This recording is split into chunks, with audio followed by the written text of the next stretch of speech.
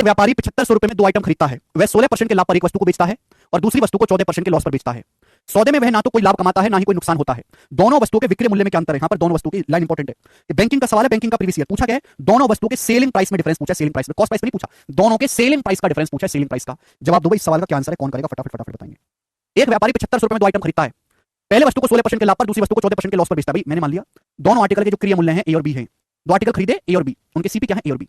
पहले आर्टिकल पे 16% का प्रॉफिट हुआ और दूसरे आर्टिकल पे 14% का लॉस हुआ, 14% का लॉस। क्लियर है?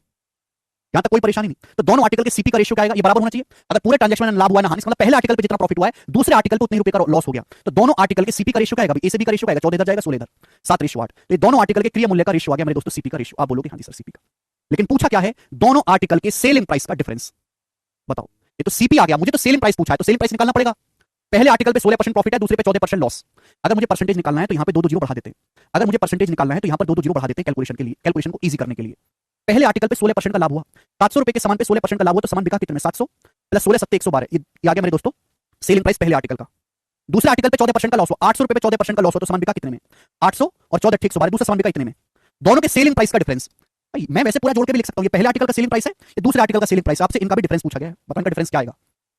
पहले आर्टिकल पे 16% प्रॉफिट हुआ, कितने में, 700 का 16% 112 होता है, 700 प्लस 112 में 14% का लॉस, 800 माइनस 112 में 800 112 का लॉस है, सेलिंग प्राइस का डिफरेंस देखो, 112 में से माइनस का 112 घटाऊंगा 224 और 700 में 700 घटा दूंगा माइनस का 100, यानी कि 124 आ गया।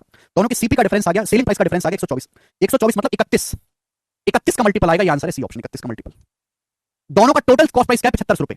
दोनों का टोटल कॉस्ट प्राइस का जवाब दो, पहला सामान का सीपी 700 है, दूसरे का 800 है, तो दोनों का टोटल कॉस्ट प्राइस है 1500, 700 प्लस 800 1500, दोनों सामान 1500 में खरीदे। 1500 की वैल्यू सवाल में 75 रुपए दी है, कितने गुना, 5 गुना। आपसे पूछा दोनों के सेलिंग प्राइस का डिफरेंस 124 यूनिट, इसकी वैल्यू भी 5 गुना आएगी, 620 रुपए सवाल का आंसर है। मेरे को कैलकुलेशन कम से कम करनी है तो मुझे अच्छा और आसान लगाइए। पहले सामान का सीपी 700, 700 पे 16% प्रॉफिट कमाएंगे तो सेलिंग प्राइस इतना होगा, दूसरे का सीपी 800, 800 पे 14% का लॉस होगा तो सेलिंग प्राइस ये होगा। अब इनको जोड़ूं फिर घटाऊं, मेरी डबल मेहनत हो जाएगी, मुझे मेहनत कम करनी है। सेलिंग प्राइस का क्या पूछा, डिफरेंस बना, डायरेक्ट डिफरेंस लिया, डिफरेंस मतलब बड़ी संख्या में से छोटी संख्या घटा दो, ये बड़ी संख्या है छोटी संख्या, इसमें से इसको घटा दिया, 112 में से माइनस 112 224, 700 में 700 माइनस 100, 224 माइनस 124 की वैल्यू निकाल ली डायरेक्ट। जबरदस्त और बेहतरीन सवाल, टाइप ओवर। आज इतना ही, बाकी कल शीट समाप्त।